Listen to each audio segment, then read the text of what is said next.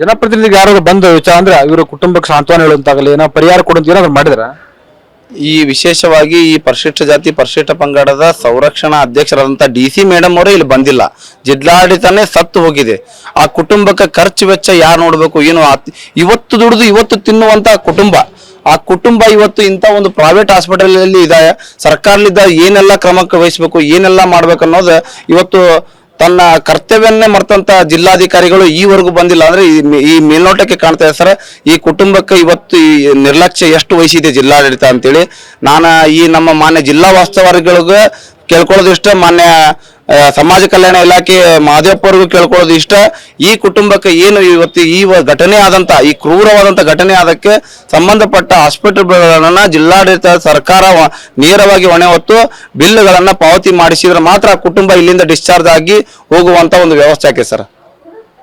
ಇದು ಮಾನ್ಯಾಳಪತಿ ವಿವೇಕಾನಂದ ಮತ್ತು ಅನೇಕ ದಲಿತ ಪರ ಸಂಘಟನೆ ಮುಖಂಡರು ಹೇಳುವಂತದ್ದು ಏನಂತಂದ್ರೆ ಮಾನ್ಯಾಳ ತಂದೆಯ ಉದ್ದೇಶ ಇಡೀ ಕುಟುಂಬವನ್ನೇ ಮುಗಿಸುವುದಾಗಿತ್ತು. ಆದ್ರೆ ಮಾನ್ಯ ಮಾತ್ರ ಮತ್ತು ಮಾನ್ಯಾಳ ಹೊಟ್ಟೆಯಲ್ಲಿದ್ದ ಮಗು ಬಲಿಯಾಯಿತು.